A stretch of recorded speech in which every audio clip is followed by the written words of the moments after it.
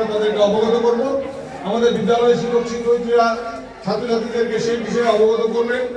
আজকের দিনে বর্তমান সময়ে যেমন ভোটার লিস্টের পুনরীক্ষণ চলছে, তো সেই ক্ষেত্রে আমরা প্রত্যেকেই কিন্তু আমরা একটু উদ্বিগ্ন হয়ে আছি যে সেটা কিভাবে হবে। তো সেই বিষয়ে যদি আমরা ছাত্রছাত্রীদেরকে জানাই যে এই পুনরীক্ষণের কাজটা কিভাবে চলবে, সেই কথাগুলো ওরা ওদের বাবা মাকে বলবে এবং তাদের গ্রাম বা শহরের নিকটবর্তী যে অঞ্চলের মানুষরা আছে তাদেরকে একটু অভয় দেওয়ার জন্য, কারণ অনেকেই ভয় পাচ্ছেন যে ভোটার লিস্ট থেকে নাম কাটা যাবে। তো এইভাবে আমরা দেশপ্রেম আমরা এইভাবেও প্রকাশ করতে পারি। জনসাধারণের জন্য কিছু সুযোগ সুবিধা বা যে উপায়গুলো ওদের কাছে পৌঁছে দিলে ওরা সমস্ত খবরগুলো পাবে এবং আমাদের দেশের সমস্ত যে নীতিগুলো তৈরি করা হয় সেই নীতি সম্পর্কে মানুষের কাছে পৌঁছে দেওয়া, এটাও দেশপ্রেমেরই এক নিদারুণ উদাহরণ। নমস্কার, ধন্যবাদ।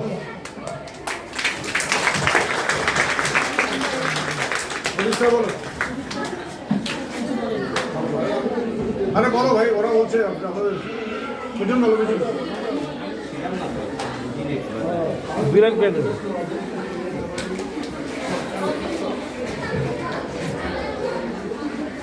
আমরা স্বাধীনতা দিবস পালন করি, গণতন্ত্র দিবস পালন করি, স্যার কথাটা যে বললো ঠিকই, কিন্তু ওই একদিন দুই দিনের জন্য যদি আমরা ভারতের প্রতি আমাদের প্রেম দেখিয়ে বাকি দিনগুলো যদি আমি আমাদের দেশের এগেনস্টে গিয়ে কাজ করি, সেটা কোনো কাজ হয় না।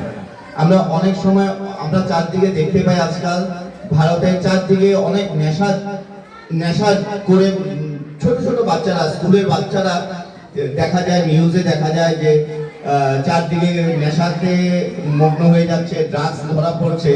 সেদিকেও আমাদের নজর রাখতে হবে, তাদেরকে যাতে সুবুদ্ধি দিয়ে সুপথে আনা যায়। এটা আমাদের প্রতিটি জনসাধারণের একটি গুরুত্বপূর্ণ একটা দায়িত্ব। তো সেটাই আমি বলবো যে শুধু স্বাধীনতা দিবস মেনেই যে ওদিনকাই আমরা এটা করব সেটা না, আমাদের পুরো বছর ধরে এই কাজগুলো করে যেতে হবে। ধন্যবাদ।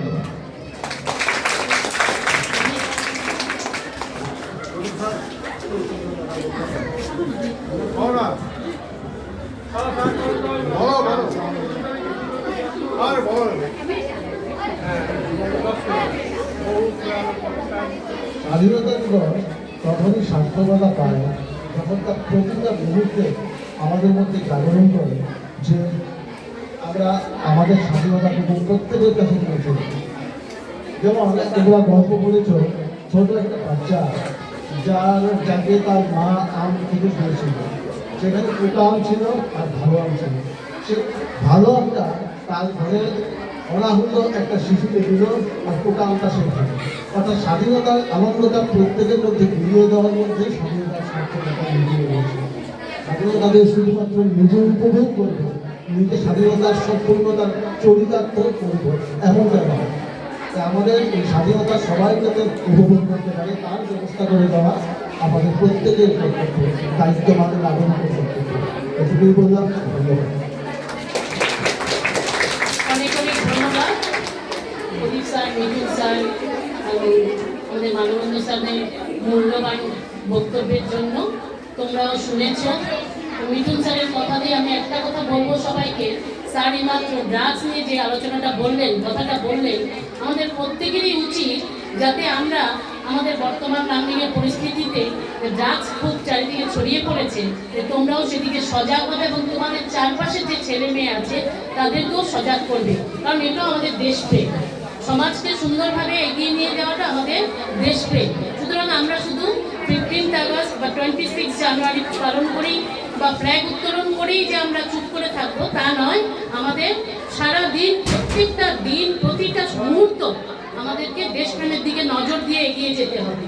এটাই তোমাদের কাছে আমি বললাম এবং তোমরা আশা করি সেই কথাটা রাখবে।